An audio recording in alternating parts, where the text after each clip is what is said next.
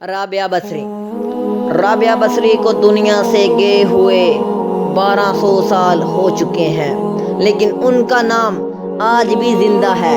رابعہ بصری نہ کوئی شہزادی تھی، نہ کوئی ملکہ تھی، نہ کوئی وہ خوبصورت، نہ کوئی خاندانی تھی، بلکہ عورت ہونے کے لحاظ سے ہر عیب اس میں تھا۔ ان کی عادت یہ تھی، وہ روزانہ عشاء کی نماز کے بعد غسل کر کے کپڑے بدل کے اپنے خاوند سے پوچھتی، آپ کو میری ضرورت ہے؟ اگر وہ کہتے کوئی نہیں تو پھر پوچھتی، مجھے اجازت ہے؟ وہ کہتے اجازت ہے تو پھر مصلے پہ کھڑی ہو جاتی اور فجر کی نماز تک مصلے پر کھڑی رہتی تھی۔ ان کا خاوند جلدی فوت ہو گیا، جوانی میں ہی بیوہ ہو گئی۔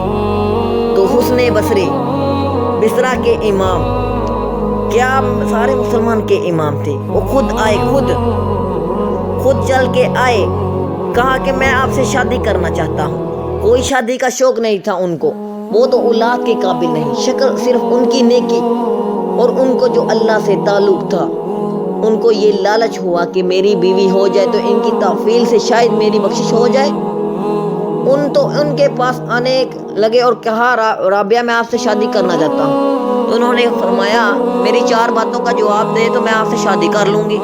کہنے لگے کیا؟ کہا یہ بتاؤ کہ میں جنتی ہوں یا دوزخی؟ کہنے لگے یہ تو میں کچھ نہیں کہہ سکتا۔ اچھا یہ بتاؤ، جب اللہ تعالیٰ قیامت میں اعمال نامے اڑائے گا، کسی کے سیدھے ہاتھ میں آئے گا، کسی کے الٹے ہاتھ میں آئے گا، میرے سیدھے ہاتھ میں آئے گا یا الٹے ہاتھ میں آئے گا؟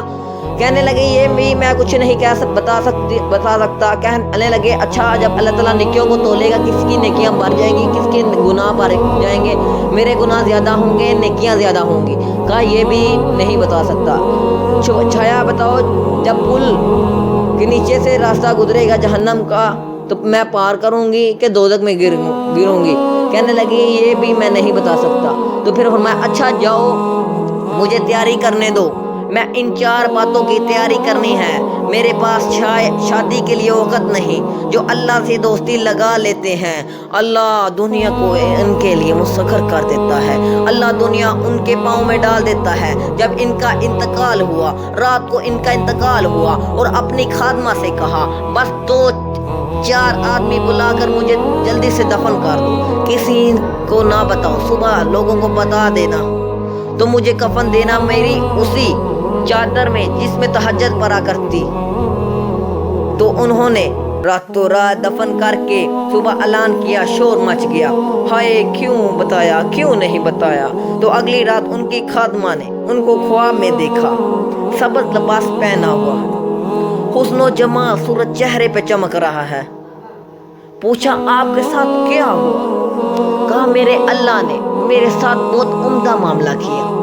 کہا آپ کی وہ چادر کہاں گئی جس میں آپ کو کفن دیا؟ تو اللہ تعالیٰ کہا کہ وہ اللہ تعالیٰ نے اتار لی اور مجھے جنت کا جوڑا پہنایا۔ اس چادر کو اللہ نے سنبھال کے رکھا ہے، جب قیامت کے دن میری نیکیوں کو اللہ تولے گا تو اس چادر کو بھی ساتھ تولے گا۔ تو انہوں نے کہا منکر نکیر کا کیا ہوا؟